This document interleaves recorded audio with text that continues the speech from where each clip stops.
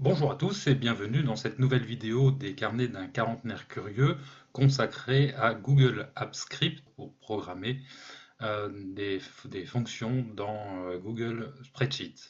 Aujourd'hui, ce que je vous propose d'aborder, c'est tout d'abord de faire passer des informations d'une feuille à une autre dans un même classeur de Google Sheet.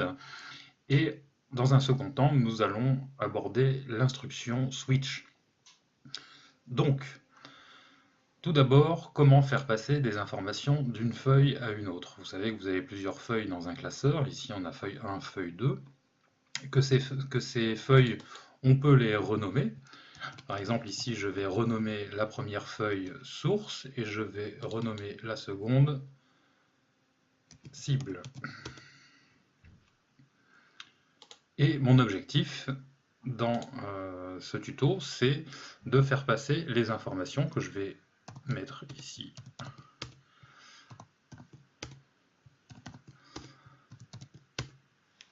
dans la colonne A, donc de A1 à A6 par exemple.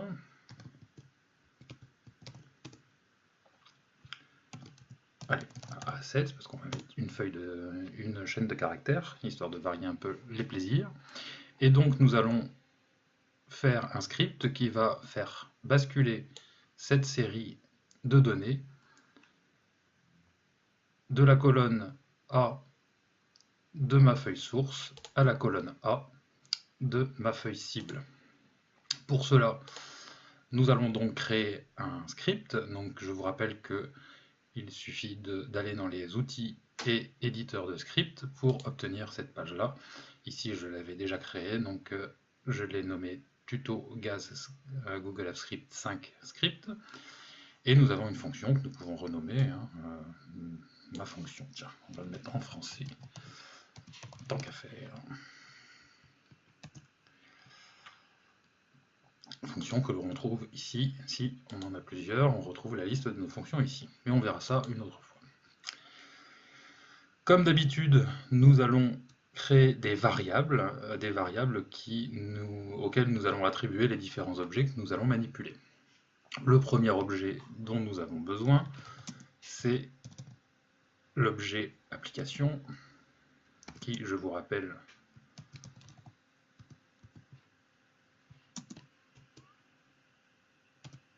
est l'objet Spreadsheet App. Nous allons créer un objet classeur.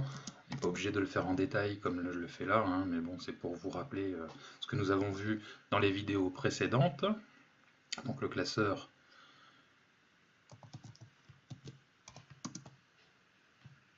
où nous allons prendre l'application que nous venons de créer et nous prenons le classeur actif.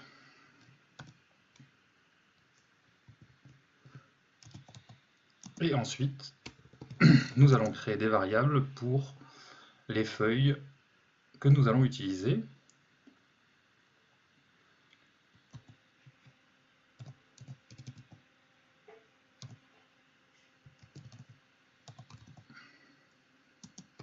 Donc une variable pour feuille source.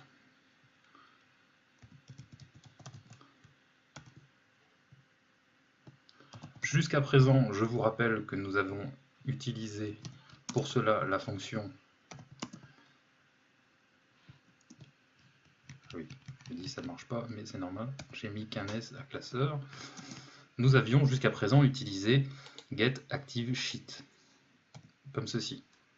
C'est-à-dire qu'il prenait la feuille active de notre classeur.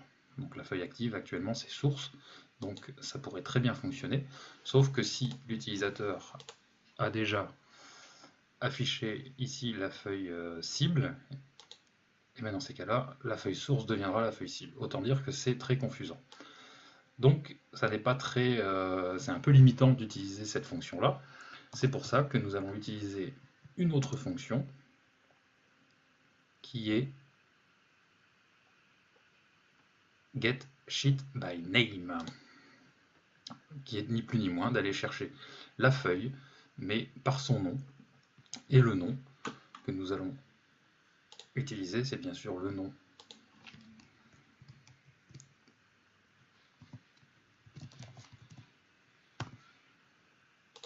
que nous avons mis ici, source. Donc nous lui disons que la variable feuille source, nous lui assignons la feuille source du classeur. Et nous allons faire la même chose avec la feuille cible.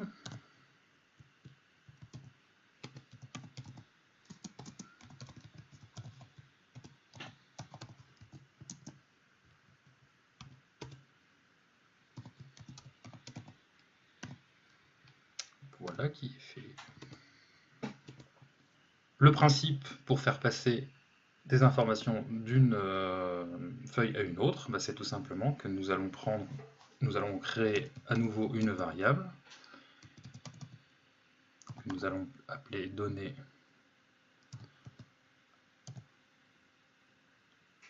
à transmettre.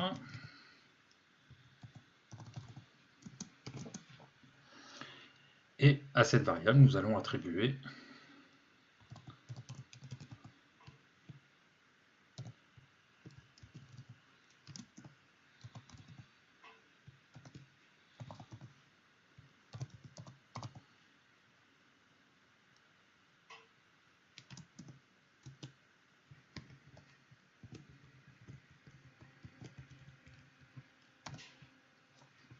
donc ici, dans données à transmettre, je lui dis de prendre la cellule 1, 1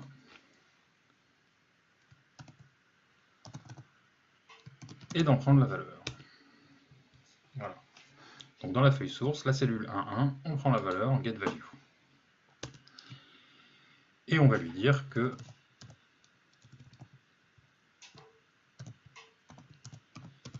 la cellule de la feuille cible, la cellule 1, 1 là aussi, donc qui correspond à la cellule A1 hein, en fait. Je vous rappelle que le premier 1 c'est la ligne, le deuxième c'est la colonne. Et là, nous allons lui attribuer la valeur donnée à transmettre.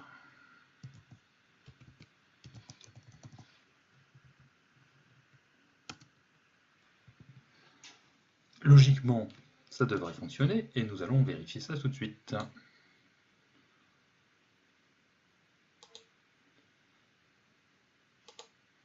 En source, dans ma feuille source en A1, j'avais la valeur 5 et je vois bien qu'en A1 de ma feuille cible, j'ai bien la valeur 5. Donc ça fonctionne très bien. Petite révision par rapport à une des vidéos précédentes, nous allons, pour pouvoir le faire sur toute cette liste de données, utiliser une boucle for.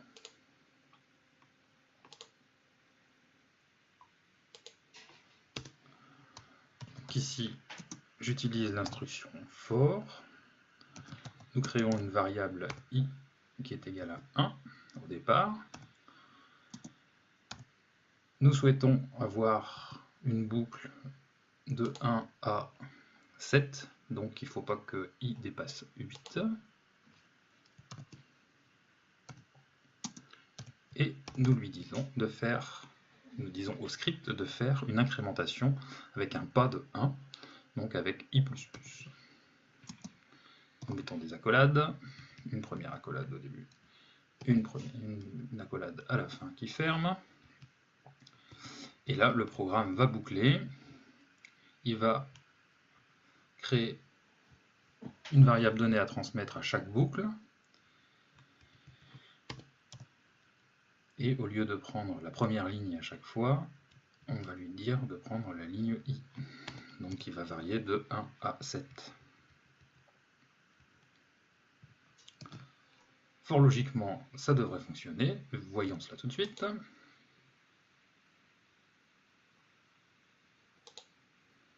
Donc, dans notre feuille source, nous avions cette série de données. Et nous voyons que dans notre feuille cible, nous avons bien la même série de données. Donc voilà comment simplement faire passer des informations d'une feuille à une autre en utilisant à la place de getActiveSheet la fonction getSheet by name, ce qui nous permet d'aller piocher dans les différentes feuilles de notre classeur. Autre notion que je souhaitais aborder aujourd'hui, c'est l'instruction switch. Alors, comment fonctionne l'instruction switch? D'abord, ce que je vais faire, c'est ici mettre toute cette partie-là en commentaire pour que le programme l'ignore lors de son exécution. Je crois que je vous avais expliqué qu'en mettant deux barres obliques comme cela, ça crée une ligne de commentaire, c'est-à-dire que tout ce qui suit les deux barres obliques n'est pas lu par le script lors de l'exécution.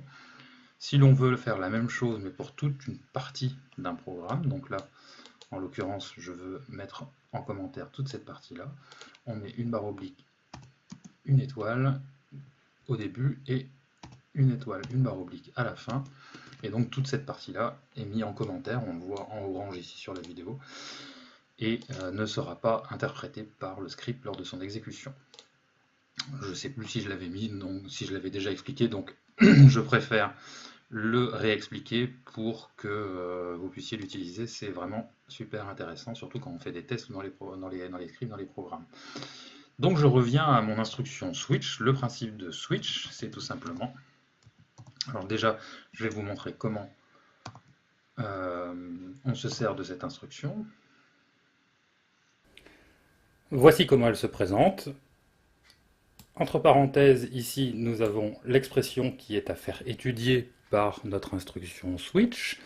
L'expression sera en fait généralement une variable, qui va ensuite être testée par notre instruction switch.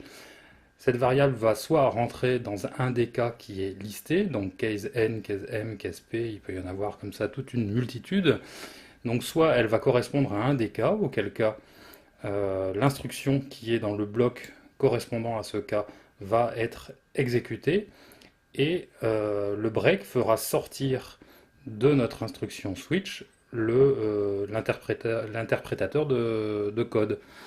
Si aucun cas ne correspond à l'expression qui est entre parenthèses, dans ce cas-là, l'instruction switch va utiliser le bloc défaut, qui va être le bloc autre, on va dire, le else de notre instruction if, et va exécuter le code qui est inscrit ici dans le bloc de défaut. À chaque fois, on voit le break qui fait sortir qui est impératif, mais qui fait sortir en fait de notre instruction switch. Donc ici, nous allons utiliser un cas pratique qui va être de demander à l'utilisateur un chiffre entre 1 et 5, et en fonction de la réponse de l'utilisateur, on va pouvoir tester la valeur de ce qu'a rentré l'utilisateur et utiliser l'instruction switch à bon escient. Alors comment ça va se passer? Comment demander une valeur à un utilisateur? Ben là, on va utiliser une fenêtre qui va apparaître dans notre programme, une fenêtre qui va demander à cet utilisateur de rentrer un chiffre entre 1 et 5. Comment on va s'y prendre? On va créer une variable UI pour user interface utilisateur. À cette variable, nous allons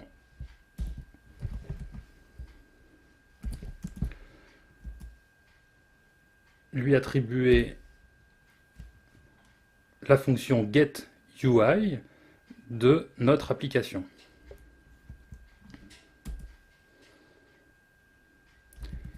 Et nous allons utiliser maintenant cette variable UI en demandant à notre utilisateur, donc on va créer une variable demande texte. Alors vous allez voir pourquoi je le fais une demande de texte d'abord, parce qu'on ne sait pas ce que va rentrer l'utilisateur. Ça peut être n'importe quoi, ça peut être un chiffre effectivement comme on lui demande, mais certains utilisateurs sont un peu coquins et vont rentrer un peu n'importe quoi.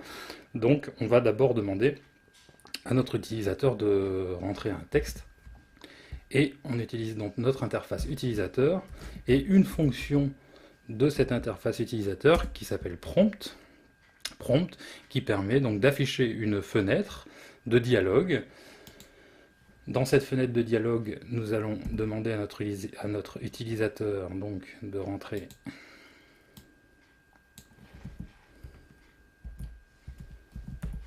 entrer un chiffre entre 1 et 5. Voilà.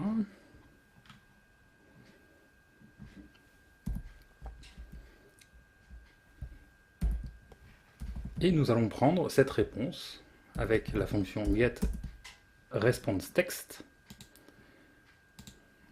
Vous voyez qu'à chaque fois, c'est un texte de toute façon qui est enregistré par cette commande prompt, donc par cette fonction prompt. Donc c'est pour ça qu'on passe par cette variable texte.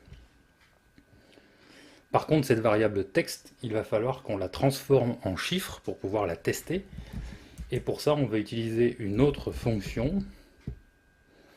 Donc, on va entrer ça dans une variable qu'on va appeler demande nombre, qui va être ni plus ni moins que la transformation de notre variable texte en nombre.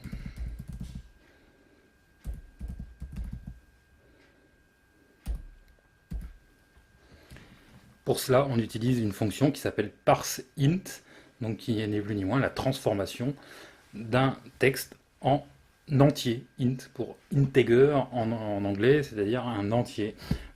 Vous remarquez que j'ai toujours un splendide accent anglais. À partir de là, on va pouvoir utiliser notre instruction switch et nous allons lui demander de tester justement cette variable, la demande nombre, qui est donc la transformation en nombre de la variable demande texte qui est elle-même demandée à l'utilisateur par la fenêtre de dialogue. Et on va lui demander de tester. Donc s'il nous répond 1, eh bien on va lui afficher via l'interface utilisateur et grâce à une fonction qui s'appelle alerte, on va lui demander d'afficher vous avez entré le chiffre 1, pour le coup, vu qu'on est dans le cas 1. Et ensuite de quoi il va sortir de l'instruction switch. On va répéter la même opération pour les cas 2.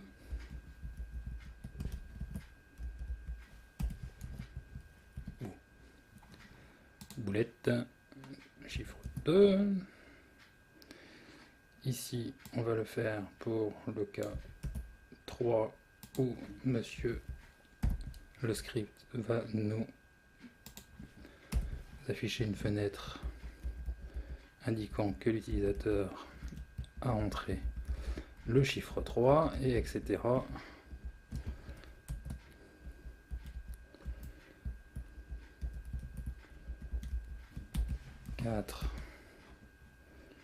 Il a entré le chiffre 4, j'aurais pu faire plus court. Hein.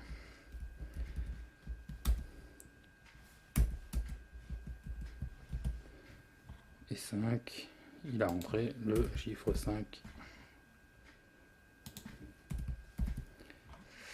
Et s'il n'a rien rentré de tout ça,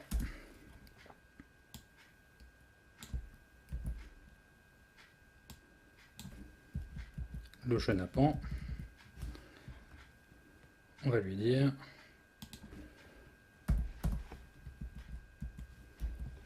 vous n'avez pas entré de chiffres entre 1 et 5.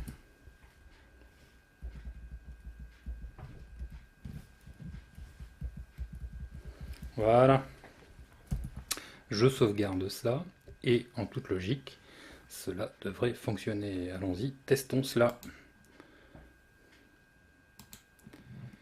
On voit grâce à notre commande, enfin grâce à la fonction prompt, que le script nous affiche effectivement une fenêtre, une boîte de dialogue pour être précis, qui demande à l'utilisateur d'entrer un chiffre entre 1 et 5. Donc on va lui faire plaisir, on va lui rentrer le chiffre 3 par exemple. Et là, il nous dit, effectivement, vous avez entré le chiffre 3, c'est-à-dire qu'il est rentré dans l'instruction switch, dans le cas 3. Effectivement, nous avons rentré le chiffre 3. Maintenant, on va être un peu plus vicieux. On va lui dire carotte. Qu'est-ce qu'il nous répond? Effectivement, nous n'avons pas entré... Ah bah tiens, j'ai fait une superbe faute de frappe. De chiffres entre 1 et 5. Faute de frappe que nous allons tout de suite corriger parce que c'est intolérable. Voilà. Je sauvegarde. Et effectivement, il nous a affiché... On va refaire. Avec patate. Je n'ai toujours pas rentré de chiffres entre 1 et 5, donc il nous dit effectivement que nous n'avons pas rentré de chiffres entre 1 et 5. Voilà à quoi sert la fonction, enfin l'instruction switch. J'espère que vous avez apprécié cette vidéo avec, donc je vous le rappelle, la possibilité de basculer des informations d'une feuille à une autre et l'utilisation de notre commande switch. Bientôt, je vous présenterai d'autres possibilités que nous offre Google Apps Script appliquées à Google Sheet. J'espère que vous serez au rendez-vous et n'hésitez pas à aller faire un tour sur le blog olivierverbrugge.fr ou vous pouvez aussi me contacter sur Twitter @auvergne62. Je vous accueillerai avec plaisir et avec le sourire. Allez, ciao, à bientôt.